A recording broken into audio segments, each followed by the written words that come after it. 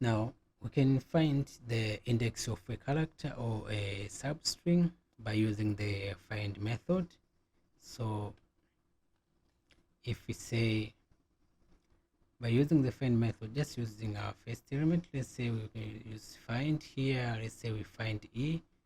Let's save this, and if we print it here, we are going to have is index number 1. Of course, this is true if we start with 0, and this E here is 1.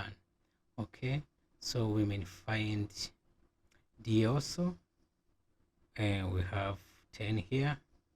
I think it's 10. Let's see, it's 0 0 1 2 3 4 5, of course.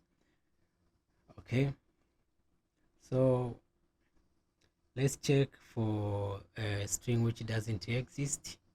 See what we have. Let's say we check for P.